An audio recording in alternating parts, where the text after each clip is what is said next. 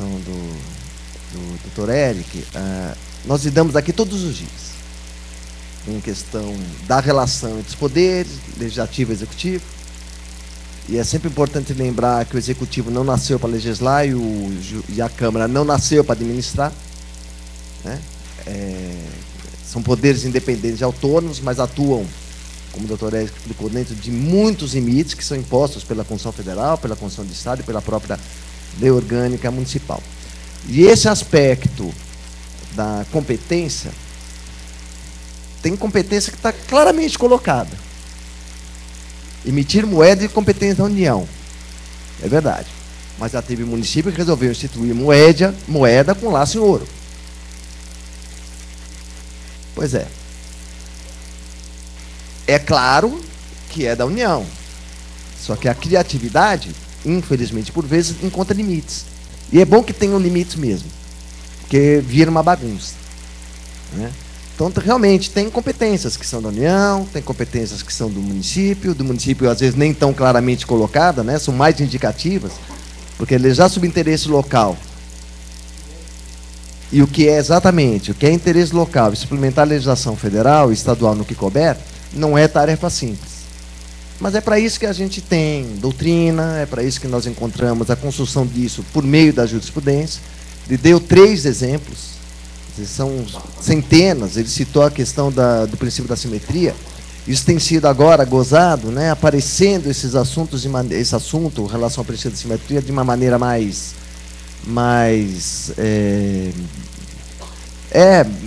com maior frequência, né? Ele citou, por exemplo, a questão da lei complementar, que a lei orgânica não pode dizer diferente, de fato tem estatuto de funcionário, criação de cargo público, normas de zoneamento, plano diretor, tudo por lei complementar, quando na verdade já está sendo afastado, que só existe para 3 coisas: Código Tributário Municipal, alteração e consolidação das leis, normas de técnica legislativa, e atribuições de vice-prefeito. Ponto. Não tem mais nenhuma. Normas de processo legislativo. São normas também que a lei orgânica não pode disciplinar diferentemente da Constituição Federal, como o Estado também não pode. Então, isso tudo é construção que se vem fazendo, e que é próprio de um Estado federativo. Nós somos ainda, quer queira que não, novos, né, nesta questão, muito embora a declaração de Estado federativo seja muito antigo, mas já passou por tantos percalços, né, essa nossa estrutura federativa, que nós temos que aprender sempre, de qualquer maneira, no nosso dia a dia. Bom, quero dar uns informes.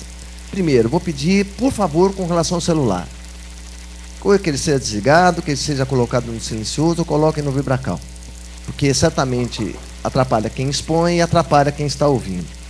Segundo, não fiquem desesperados em copiar essas apresentações. Elas estarão todas disponíveis no site do CEPAM.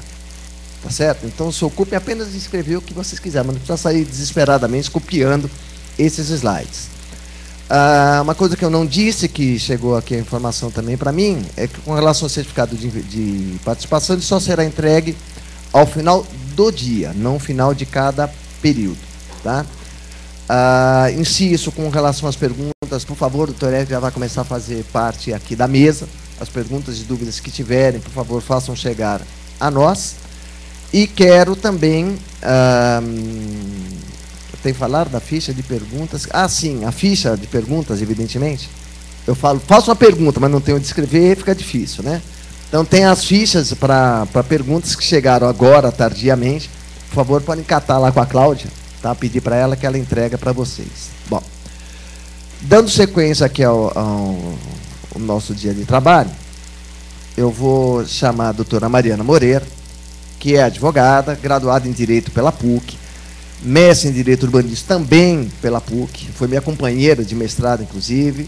Ela é técnica também da Coordenadoria de Ciência Jurídica, autora e colaboradora de diversas publicações aqui do CEPAM, sobre plano diretor, sobre o Estatuto da Cidade, e também ela é docente titular da cadeira de Direito Administrativo da Faculdade de Direito de Sorocaba, aqui em São Paulo.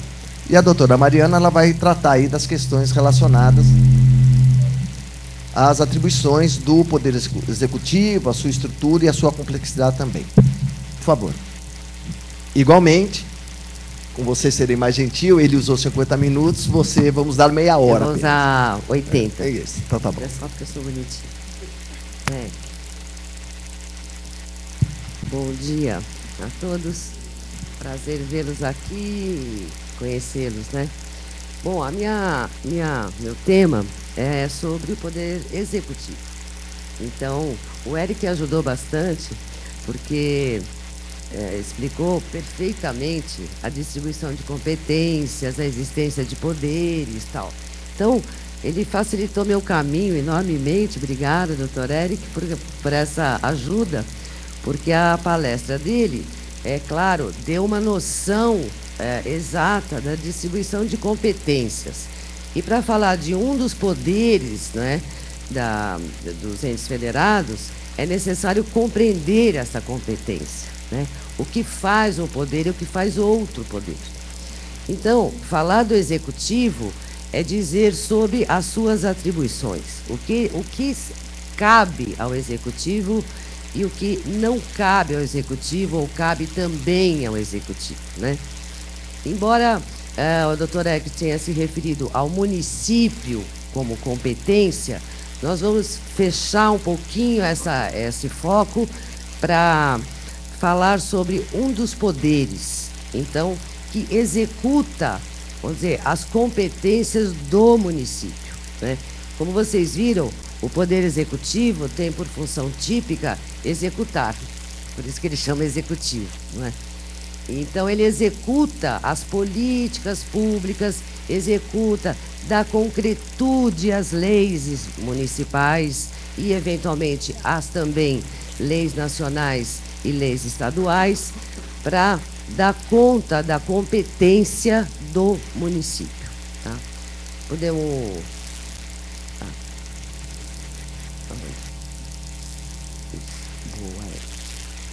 Então, esse é o executivo, suas atribuições, tá? Ele tem como incumbência atividades públicas de interesse coletivo, é claro, né? E, em especial, sempre falo isso, na prestação de serviço público, né? Porque o Estado, vamos dizer, o Estado como prestador, como cuidador das pessoas, ele tem por principal atividade prestar serviço público. O município não podia ser diferente. E quem executa isso no município? O Poder Executivo. O Poder Legislativo participa desta tarefa por meio da aprovação de proposituras legais, iniciadas pelo Executivo ou pelo próprio Legislativo. Então, o Poder Legislativo, ele participa na medida em que aprova ou não as medidas sugeridas, né, pelo Executivo e por ele próprio. Então, com base na lei, o Executivo presta serviço público, basicamente, né? O prefeito é o representante da municipalidade, ou seja, quem representa o município é o prefeito, não é o presidente da Câmara, não é o vereador, não são os secretários. É o prefeito, o representante do ente federado, assim como é o presidente da República, representante da União, não só o Estado, né, nacional, como também o Poder Público Federal. E aí o município é representado pelo chefe do Poder Executivo, que é a pessoa do prefeito, que é eleito, como sabem, pelo sistema majoritário, não é?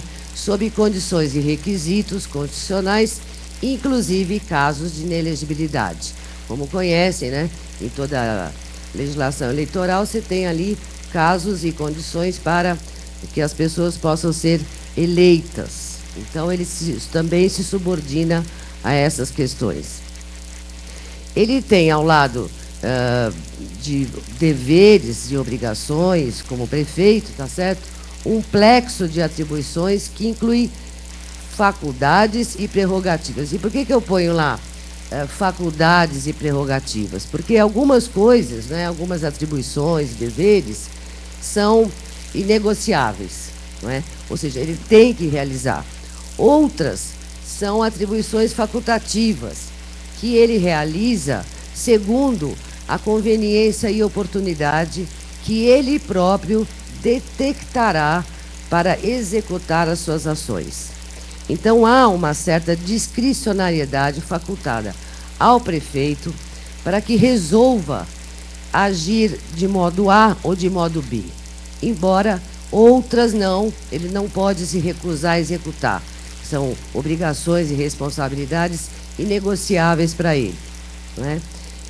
As medidas em favor da comunidade realizadas sempre com imparcialidade, evidentemente, porque o prefeito, ao agir, ao executar serviço e tal, ele está subordinado a princípios da administração pública, inscritos no artigo 37 da Constituição Federal, que são princípios da impessoalidade, da eficiência, moralidade.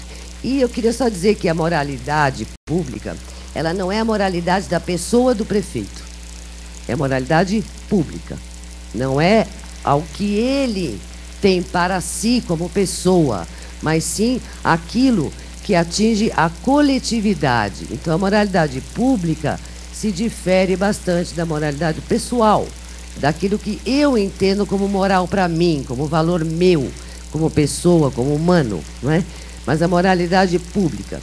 Tanto é assim que foi necessária a expedição de súmula vinculante de nepotismo para dizer o que já estava escrito, né, doutor Hélio? A súmula do nepotismo nada mais é do que a repetição do que já se entendia retirado da Constituição, que era a não nomeação de pessoas parentes, por esta tão só razão. Quer dizer, a nomeação de parente, porque é parente, é óbvio que é vedada. Daí a moralidade pública. Você pode nomear parentes, desde que isso não seja a única razão. Quer dizer, podia, né? Porque agora nem isso. Mesmo que essa não seja a única razão, hoje, em atenção à moralidade, há uma súmula vinculante que não permite a contratação de parentes, em hipótese nenhuma. Pode ser o Locke, pode ser o Einstein. Não será contratado porque é parente. Essa é a moralidade imposta por uma súmula vinculante do Supremo Tribunal que determina a não contratação de parentes em hipótese nenhuma. Então, a moralidade da administração é diferente da minha moralidade, que eu veria de outra forma isso, mas é isso que está. Então, o prefeito ele tem esse plexo de atividades, né? E também de responsabilidades, algumas impostas, inegociáveis e outras facultativas, que ele age com discricionalidade. Ele deve observar, como dissemos, os princípios da Constituição Federal, não só ele, como também todos os gestores públicos, secretários, auxiliares e tal, estão sujeitos a esses princípios, né, da administração, porque regem a administração pública em geral. E a atuação depende sempre de expressa previsão legal. Quer dizer isso? Quer dizer o seguinte: os prefeitos, os gestores públicos, nada farão se a lei não os permitir expressamente. É diferente de nós. Nós agimos com base naquilo que a lei não proíbe. Se a lei não me proíbe dirigir a 200 por hora, significa que eu posso. Entretanto, para o prefeito, se a lei não lhe autorizar expressamente, ele não o poderá fazer. Mas não tem nada que proíba, mas não tem nada que autorize. E o prefeito precisa da autorização. Tirando algumas questões, por exemplo, aquela doutora que citou, do convênio, que já está mais do que assentado, que não há necessidade, que há uma interferência do legislativo no executivo para autorizar convênio, que é uma atividade típica do executivo. Ele já tem autorização geral para estabelecer convênios, para executar suas ações, por isso que ele não precisa pedir autorização para o legislativo, mas em outras áreas, em outras matérias, ele precisa sim. Ele precisa de autorização. Exemplo, a alienação de imóveis. Certo? Exemplo, alienação de imóveis é uma, exemplo é a convocação de pessoas, enfim, tudo que ele não tiver previsão expressa ou implícita na lei orgânica, ele precisa de autorização. Então, essa é uma questão importante para o prefeito. Ele só atua mediante autorização. Ele não pode adotar a prática de um determinado serviço público sem lei disciplinadora do serviço. Então, essa questão da competência dos municípios vem muito nessa questão aí dos serviços públicos. O que são os serviços? Quais são os serviços públicos municipais? Alguém sabe? Tem alguma lista? Não há. Então, os serviços públicos municipais são aqueles de competência local, de interesse predominantemente local. É uma locução difícil de dar conteúdo, porque ela é muito ampla, né? Então, você vai tirando no dia a dia, só fazendo mesmo, como o doutor Eric já observou. Não é? E, para fazer isto, terá que ser disciplinado. Então, eu vou prestar serviço de ônibus urbano, eu tenho que ter disciplinamento. Vou prestar serviço de, sei lá, guincho, vamos dizer, funerário, algum serviço municipal, eu tenho que disciplinar o serviço para poder prestar. Então, sempre com base na lei. Quer dizer, o prefeito age dessa forma. Ele também tem ao lado dele incompatibilidades, né, que se refere ao impedimento do exercício do mandato. Quer dizer, ao mesmo tempo que ele é eleito, ele também encontra impedimentos para o exercício do mandato, que também são extensíveis aos vereadores, como já sabem, que são os impedimentos funcionais, negociais, políticos, profissionais, significando que o prefeito, é óbvio, não pode contratar com o município, ele não pode prestar serviços a município, seja através de si próprio, óbvio, mas de empresa, claro que não é? São os negociais, os funcionais. O prefeito eleito, que é servidor público, tem que se afastar do serviço público. Ele não pode exercer o cargo, né, juntamente com o mandato de prefeito. Tem impedimentos políticos e profissionais. Ele, sendo médico, ele pode exercer a medicina enquanto prefeito, não é? Então, ele tem alguns impedimentos, não é, para o exercício do seu mandato. Então, o prefeito, diferente um pouco do vereador, ele encontra mais ainda limites ao exercício do seu mandato. Por outro lado, ele recebe também um subsídio, que ninguém é de ferro, não é? Então, ele recebe lá o seu subsídio, que é chamado subsídio porque assim a Constituição determinou, né? Chamado subsídio do agente político, que é definido pela Câmara, não é? Antes de cada legislatura, porém, não há vedação nessa alteração durante o mandato, tá certo? Esse subsídio do prefeito é teto constitucional ali, municipal, para limitação de outros subsídios, né, principalmente dos servidores, né, que tem que observar o teto recebido pelo prefeito. E, além disso, é claro, ele tem direito a várias licenças, saúde, licença para se ausentar do município, etc. Ele tem direito de receber esses benesses.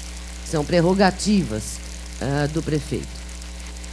Bom, já que cabe ao prefeito a função executiva, então, do município, listei aí algumas funções que são claramente executivas, de arrecadar os tributos, que inclusive a não arrecadação constitui infração, né, político-administrativa até, porque ele é obrigado a arrecadar os tributos. Então ele não pode, a não ser que lei afaste o compromisso do pagamento desse tributo, mas não sendo assim, ele deve arrecadar todos, prestar serviço público, evidente, e planejar e organizar as atividades administrativas. Representar o município em juízo ou fora dele, porque ele é o representante do ente federado município, e ele tem também uma função que não é executiva, mas que ele necessita para justamente exercer essa função. E aí eu chamei de colegislativa, que são as leis que somente o prefeito pode iniciar, e ele precisa desse normativo para poder executar o serviço, né? Então, o município também inicia as leis, particularmente de competência privativa dele, tá certo? Por exemplo, a implementação de programas sociais, não é? É tudo competência do executivo, porque ele presta serviço. Então, toda a organização da estrutura administrativa e determinação aos servidores sobre o que vão fazer e o que não devem fazer é do prefeito. Então, não cabe ao outro poder, ao legislativo, não é, determinar a prestação de certo programa ou de certo serviço. Depende da iniciativa, sim, do prefeito. Ele é que é o responsável por prestar isso. Embora a Câmara possa auxiliar isso, ela faz, o prefeito, no que chamamos de indicação. Às vezes há uma ideia excelente e o prefeito pode receber uma indicação da Câmara e achar que isso pode ser colocado de pé. Então, mas depende da iniciativa dele e a Câmara apreciará a proposta do prefeito, né? Então, ele tem, sim, uma função colegislativa também. A estrutura do Poder Executivo, ela pode ser pequena, média e grande, ou enorme, ou mega, como quiserem. Depende do tamanho do município. Quer dizer, depende do que o prefeito tiver ideia de fazer. Quer dizer, do seu plano de governo. Ele tem que ter uma estrutura administrativa para realizar aquilo que ele acha que deve ser realizado. E também para o qual foi eleito, verdade? Então, ele vai estruturar a sua administração de acordo com essa noção, com esse objetivo. Realizar o que eu vim aqui realizar. Ou o que o povo me deu carta para fazer. Então, eu monto uma estrutura do Poder Executivo, aquela adequada a essa realização. E a gente chama de administração centralizada ou direta, a doutrina chama assim, administração centralizada, direta ou descentralizada ou indireta, que na verdade nada mais são do que o poder central, não é? A administração como um todo, com as suas secretarias e tal, e também podendo ter autarquias, empresas públicas, fundações, não é? Para tratar de outros assuntos específicos que não são do dia a dia da prefeitura e nem do executivo. Então, a estrutura do Poder Executivo pode ser de qualquer tamanho, né? Há muita gente que pergunta, mas tem limite tal, por população, por exemplo? Não, não há nenhum dispositivo que determine qual é o desenho da administração. Ela terá o desenho necessário, né? Cargos necessários, né? Evidentemente, hoje há um grande pleito, principalmente vindo do Ministério Público, que entende que há um excesso de cargos, principalmente em comissão e tal. E tem chamado os municípios a rever essas estruturas, né, a fim de adequá-las a uma coisa mais razoável, né? E, de fato, em alguns lugares há um certo... ultrapassa um pouquinho os limites, mas não há, a rigor, nenhuma fixação constitucional legal que determine qual é o tamanho dessa estrutura. Não se sabe. O que se sabe e o que se tem e deve ser observado são limites de gasto. Fora isso, não há outra. Então, se você tiver uma estrutura imensa, mas se você tiver dentro dos seus limites de gasto, constitucionalmente, legal, constitucional, não há nenhum dispositivo que dê esse tamanho. Essa que é a verdade. Então, ele pode criar a administração. A descentralizada, portanto, que são as fundações, autarquias, que são fora do núcleo central da administração, ela tem 3 planos, que também chamei de planos, atribuir certo grau de autonomia ao organismo distrital, por exemplo, instituir autarquia para prestar serviço, instituir entidades paraestatais ou delas participar, né? Quer dizer, são, vamos dizer, estruturas que são fora do núcleo central e que auxiliam na prestação do serviço público. As autarquias, principalmente, são voltadas à prestação exclusiva de serviço público. Então, é muito comum vocês acharem autarquias de água e esgoto, autarquias de educação, muito comum, tá certo? Então, fazendo um serviço específico dentro da administração. Elas, é claro, não fazem a mesma coisa que o núcleo central, mas fazem algo específico, para isso que elas foram criadas, né? Aqui mesmo a Fundação Faria Lima é uma fundação criada pelo Estado para atuar na área de prestar assessoria a municípios. Então, essa é a nossa missão. O Estado não faz isso. Quem faz é a Fundação Prefeito Faria Lima. Se amanhã o Estado resolver que ele vai fazer isso diretamente dentro do núcleo central, é uma decisão do governante, mas prefere descentralizar. Criou uma fundação para isso, que tem tendência educacional, mas poderia ser uma autarquia de prestação de serviço também. Então, aí eu pus a autarquia, que é uma entidade autônoma, né? Não sei se conhecem, qual é a definição de uma autarquia. Uma entidade autônoma criada por lei, dotada de personalidade jurídica de direito público, patrimônio e renda própria, para execução de atividades da administração pública. Então, a autarquia, como vem, é uma pessoa dotada de personalidade jurídica, ou seja, ela é pessoa diferente da administração central. Ela é uma pessoa jurídica, ela tem personalidade própria. Portanto, ela contrata, ela compra, ela estabelece, contrai obrigações, é sujeito de obrigações também, porque tem capacidade jurídica. Então, só que a personalidade dela é de direito público, tanto quanto é o município também. Não é de direito privado, é de direito público. Portanto, está sujeita a todas as normas e regras constantes da legislação nacional, né, referente à atuação da administração pública. Tá?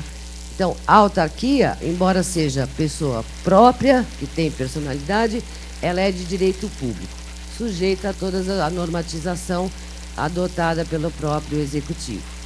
Ao lado dessas autarquias, nós temos as entidades paraestatais, que podem ser também criadas pelo município, pelo executivo, que já são pessoas jurídicas de direito privado. O que quer dizer?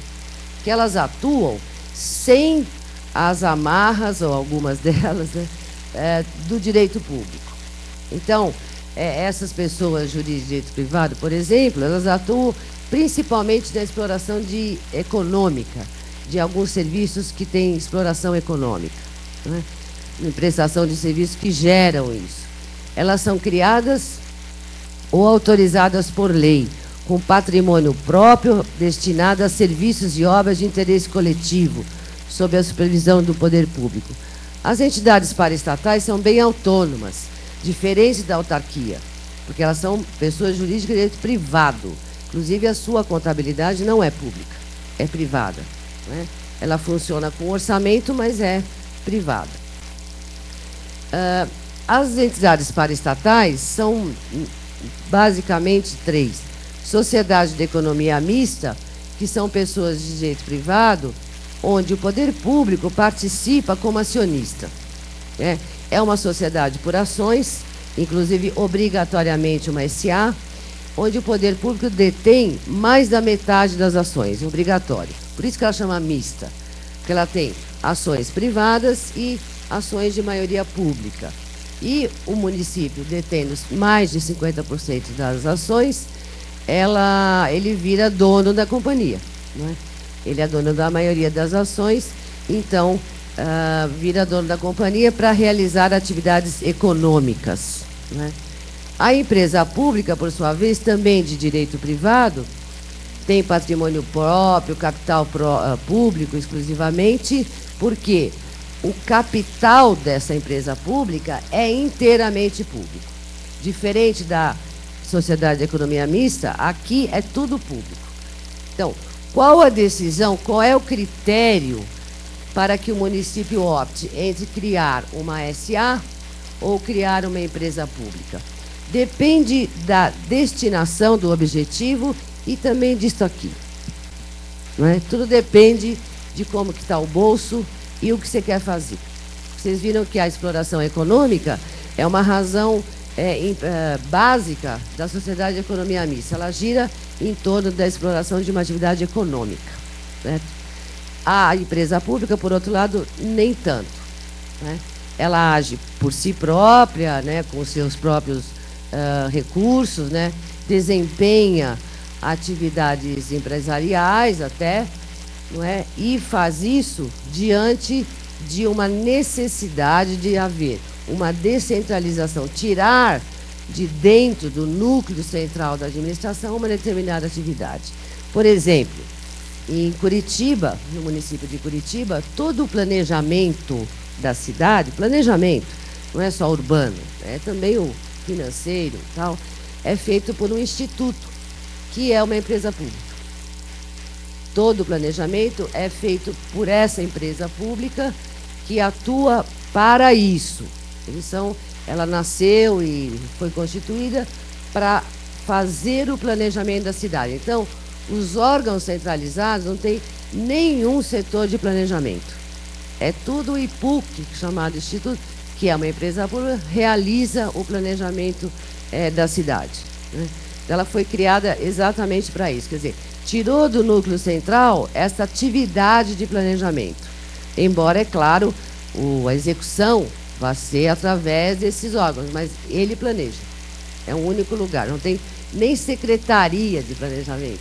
Exatamente para tirar o planejamento de dentro do núcleo central.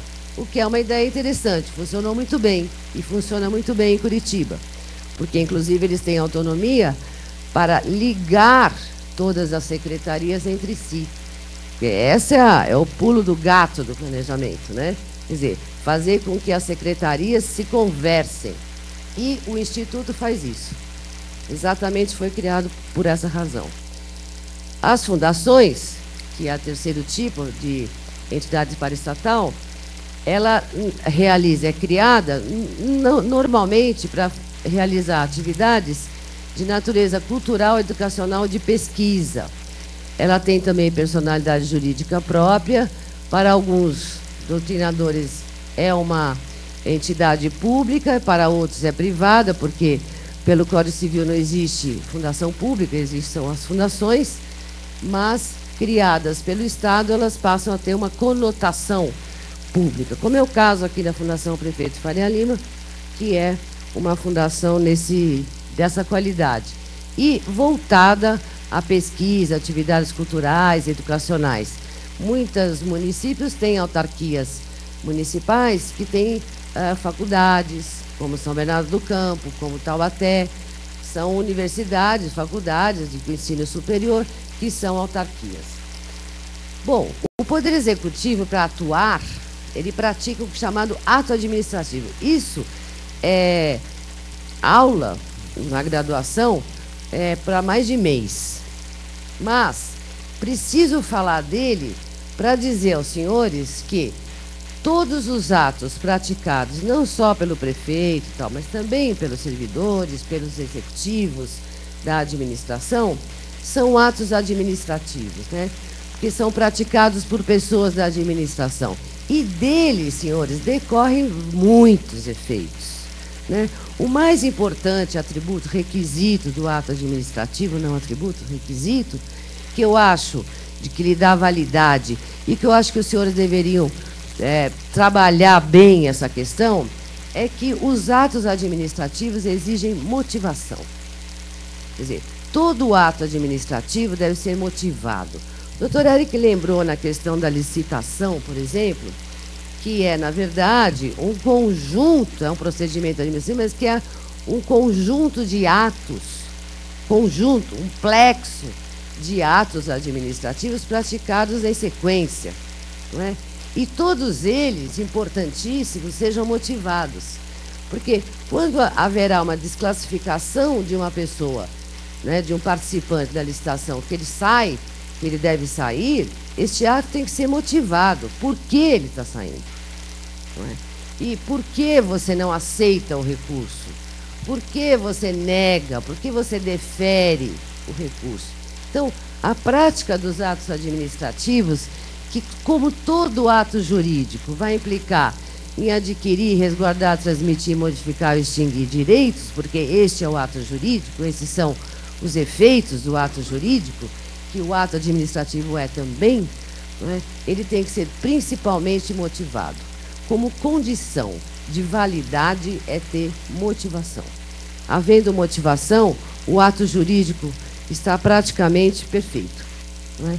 A não ser que tenha outros vícios, mas o administrador pratica todos os dias atos administrativos, que podem ser vinculados, isso é importante, ou discricionário.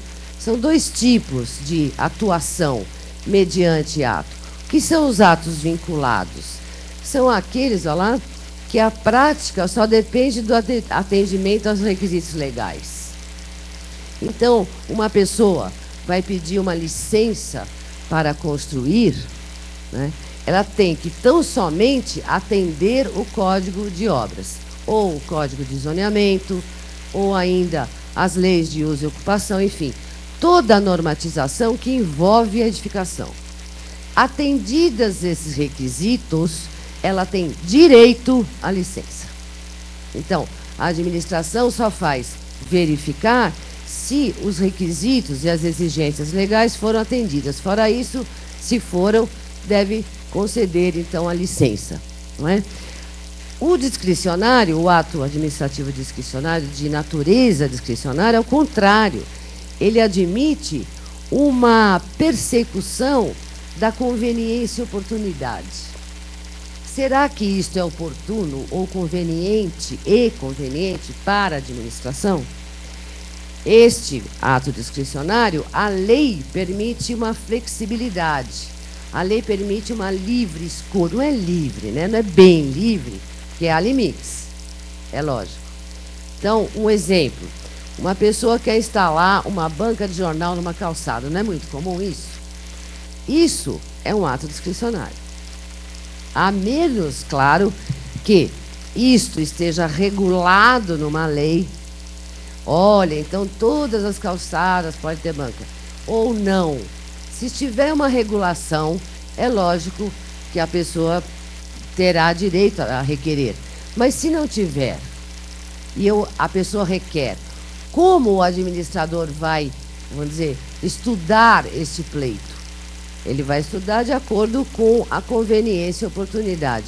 A conveniência nisto é conveniente para o município, para esta comunidade, ter esse serviço, ter essa prestação desse serviço privado em área pública. Entendeu? Então, os discricionários avaliam essa situação, né? Não é uma situação vinculada à lei, é uma situação de conveniência e oportunidade. Qualquer requerimento que não esteja regulado em lei, feito à administração pública, passará por essa avaliação, né? Então, o prefeito tem que conhecer muito bem, né, o que são esses atos vinculados e o que são os discricionários. E os limites, principalmente, desses atos chamados discricionários. A atribuição típica do Executivo, como disse, é prestar serviço público, né? E aí vem essa pergunta: quais são os serviços do município? Não tem nenhuma lei, não tem lugar nenhum, nada que faça um rol de serviço público municipal. São os de predominante interesse local. Agora mesmo, recentemente, nós temos uma discussão no Supremo Tribunal sobre a questão de queimadas. E aí envolve uma coisa interessante sobre as queimadas, que envolve a questão da competência. De quem é a competência para esta matéria? Pode o município proibir a queimada no seu território, a queimada de cana-de-açúcar, da colheita? É do município? É predominantemente local? Sim ou não? É do Estado? É da União? De quem é esta competência? É um tema interessante, instigante, porque meio ambiente, como sabem, é uma matéria plasmada. Quer dizer, todos os entes federados, e não só os entes, mas também as pessoas, cabe a preservação do meio ambiente. Está na Constituição. Certo? Então, sendo assim, o nosso cidadão está submetido a 3 ordens de legislação, a federal, estadual, municipal? Às vezes é. Em questão ambiental, sim, isso pode acontecer mesmo. Porque há questões nacionais, há questões estaduais, há questões municipais. referentes ao meio ambiente. Agora, a queima da cana-de-açúcar foi parar no Supremo Tribunal Federal em razão, imagine, uma lei de Paulínia. E não é só Paulínia. Acho que Piracicaba também já fez, acho que Jaú também já tinha editado uma lei nesse sentido, né? E aqui no Tribunal de Justiça se entendeu que, porque o Estado de São Paulo já tinha editado uma lei, né, estadual, dizendo que a colheita será mecanizada no decorrer do tempo, durante 10 anos, se não me engano, chegando até 2014, a colheita totalmente mecanizada, não mais por queimada, entendeu-se que o município não poderia inovar. Porque se já estava determinado pelo Estado essa sistemática de terminar com a colheita por fogo, com a queima, né? Não precisava, não tem espaço para o município dizer mais nada. Tem que se observar esta regra. Então, imposta pelo Estado, por lei estadual. Porém, de quem é a competência? O município não quer saber de ir até 2014, quer que pare imediatamente. Então, essa questão que é atinente à competência do município e à prestação do serviço, porque para definir quais são os serviços prestados pelo Executivo, precisa entender da competência. Tá certo? Então, essa questão, por exemplo, da queimada, se tiverem curiosidade, acompanhem, porque vai discutir exatamente isso. Afinal, de quem é a competência? É local? Quem é que atinge mais? Porque é lógico, a fumaça da queimada não conhece território, né? Chega aqui, parou, volta, porque aqui já é outro município. Claro que não. E meio ambiente é isso mesmo. Certo? Então é interessante acompanhar essa discussão, que a gente vai tendo essa, vamos dizer, cada vez mais, isso sendo colocado em pauta, essa questão da competência. Mas a administração direta, que você realiza o serviço público, pela via direta, quer dizer, com seus próprios servidores, tá? Então, tem município que não opta por contratar empresas. Ele próprio executa o serviço. Entretanto, é claro que os senhores sabem que há serviços que são executados com maior agilidade e mais eficiência pela empresa privada. E o município pagando ou contratando sob o regime de concessão de serviço público. Então, a administração direta, aquela realizada diretamente pelo próprio ente federado com os seus recursos, seu pessoal e tudo. E a indireta é a descentralizada, ou seja, aquela que é transferida a pessoas estranhas à administração. Evidente, não preciso falar que precisa de licitação, é claro, tudo mediante a escolha, através ou por meio do certame licitatório, mas ela pode transferir para terceiros, não é? Ou realizá-lo diretamente. E quando faz isso, na transferência, normalmente, e quando se trata de serviço que permite a concessão, então ela transfere o serviço remunerando-se este prestador por tarifa ou preço público. Então, os serviços, digamos, tarifados, né, que são pagos diretamente pelos usuários, caso claro do ônibus urbano. Esses serviços são passíveis de concessão, pelo regime de concessão de serviço. Outros serviços que aparentemente também permitiriam a delegação, não o são, porque eles não permitem a remuneração por tarifa. É o caso do serviço de coleta de lixo domiciliar. A coleta de lixo não é tarifada, tá certo? Quer dizer, o usuário não paga por, sei lá, peso que você põe lá para ser coletado.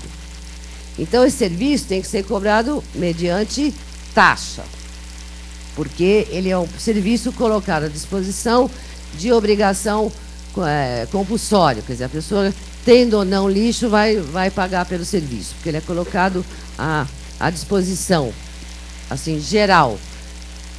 Então, não é que você paga quando usa, como é o caso do ônibus, né?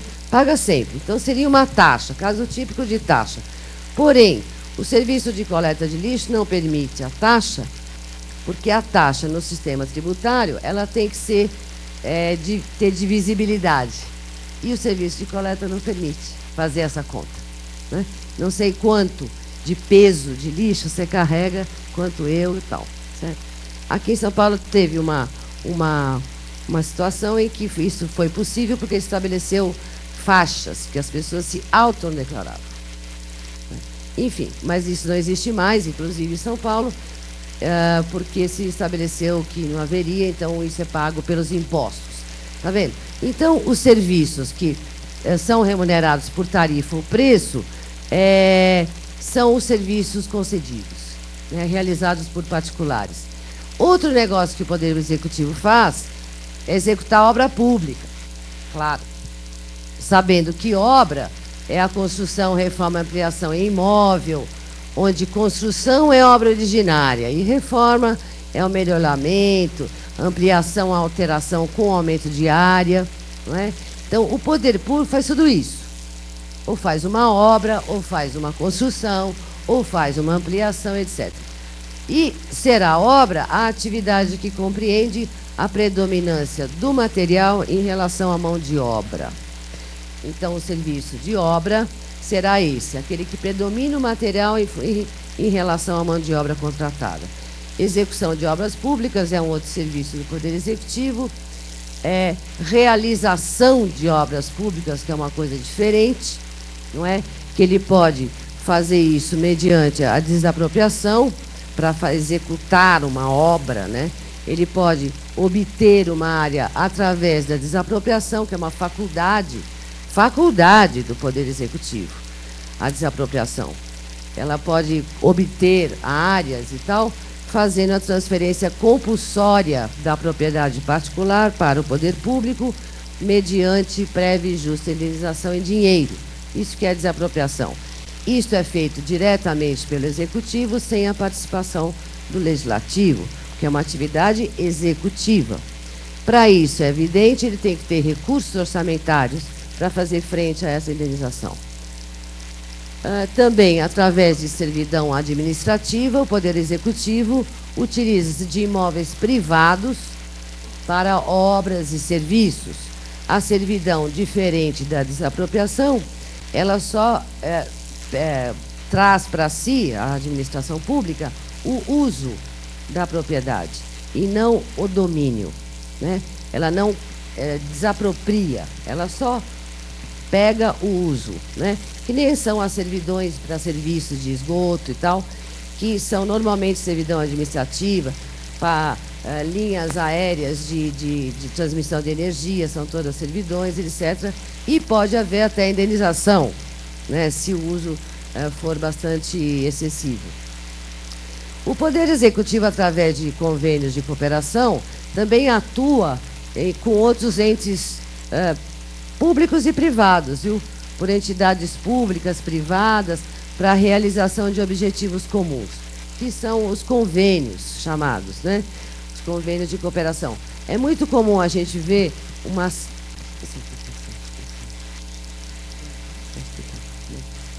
Bom, muito comum a gente ver que há uma certa confusão entre convênio e contrato, sabe, gente? Convênio e contrato são coisas diferentes.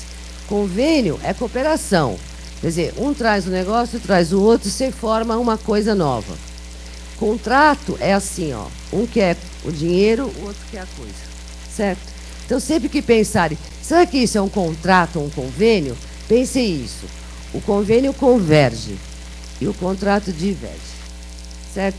Então, aí vocês vão ter mais ou menos um indicativo que tipo de instrumento utilizarão para essas execuções de serviços, enfim, de qualquer programa.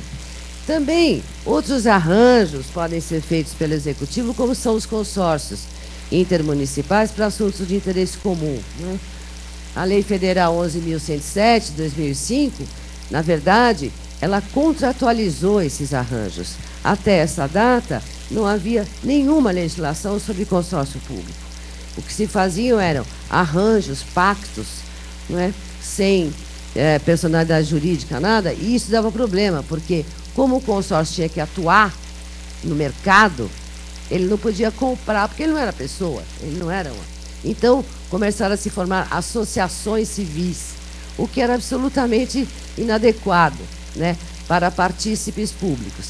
Então, veio a Lei 11.107, de 2005, e contratualizou, quer dizer, deu uma roupagem legal para esses consórcios intermunicipais, que hoje podem ser associações públicas, chamadas, inclusive o próprio Código Civil foi alterado por conta desta lei para prever a figura da associação pública, na qual participam municípios, entidades, municípios, estados e União também, né?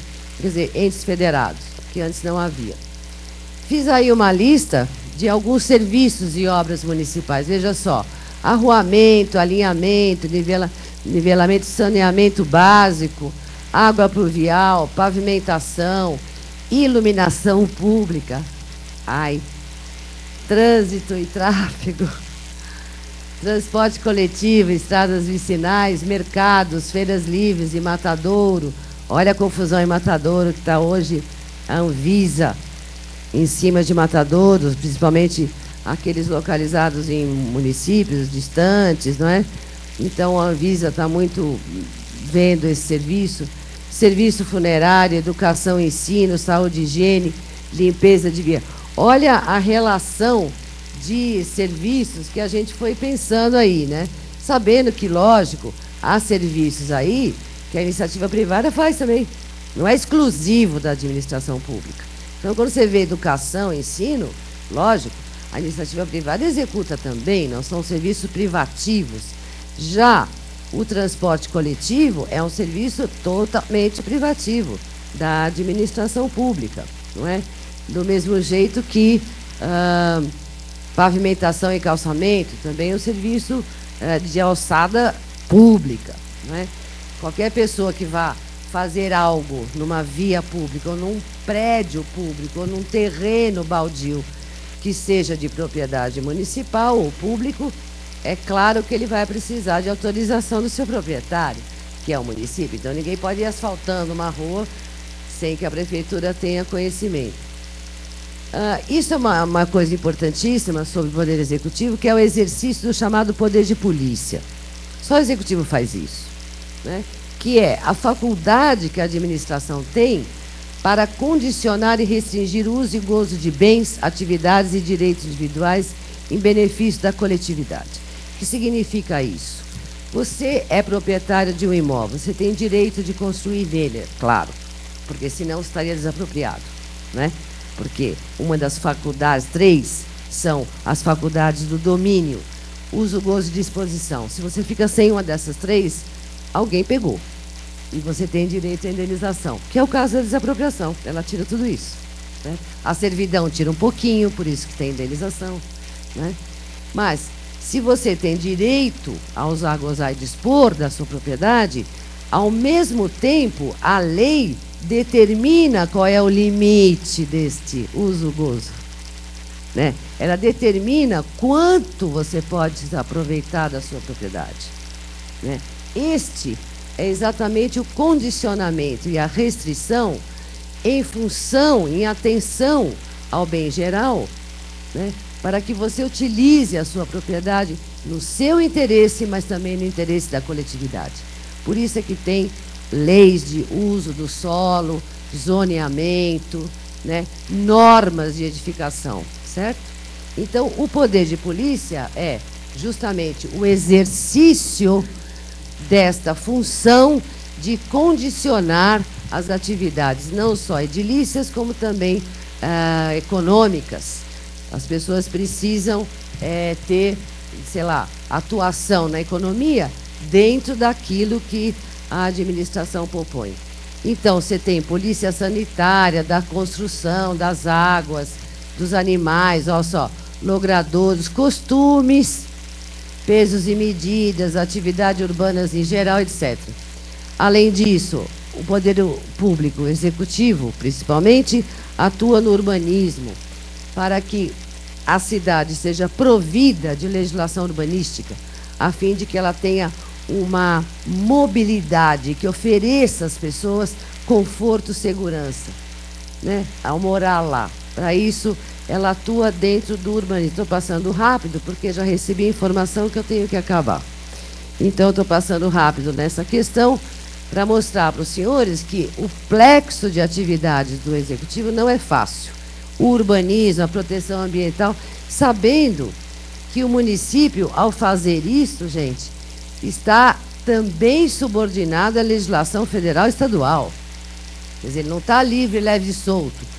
Inclusive, lá no artigo 30, conforme foi dito aqui hoje, vocês vão encontrar muito os verbos prover, garantir, né? Não é, ele não está sozinho nessa.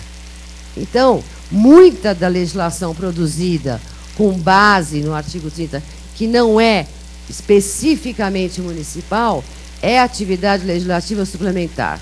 Ou seja, ele vai legislar naquilo que tiver espaço.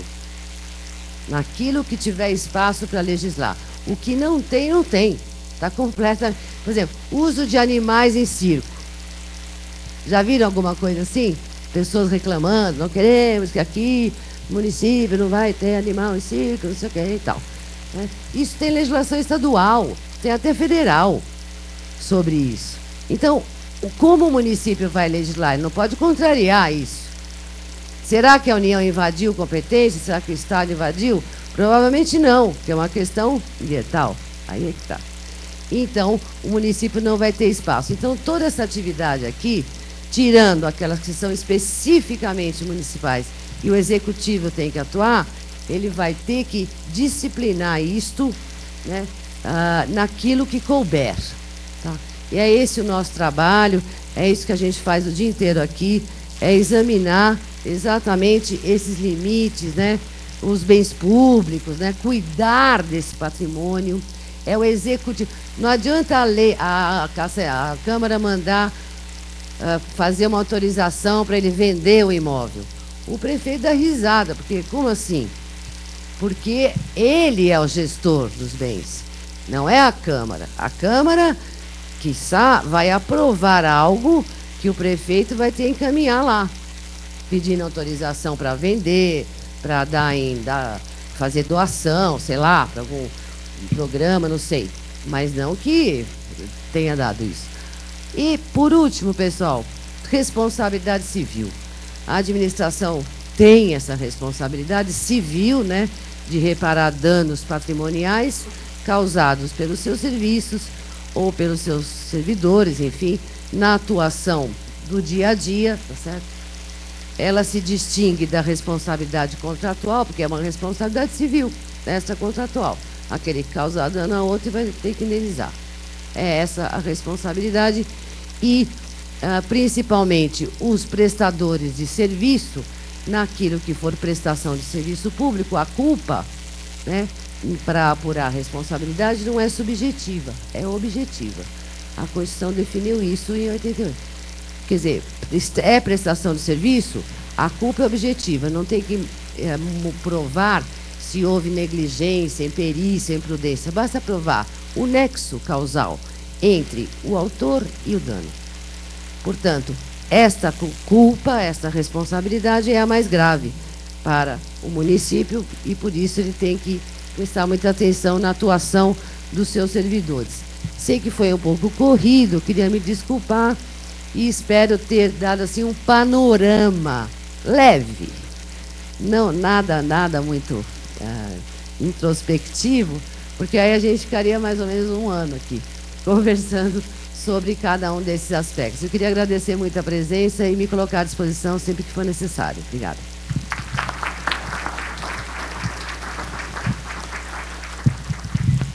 Obrigado, Mariana.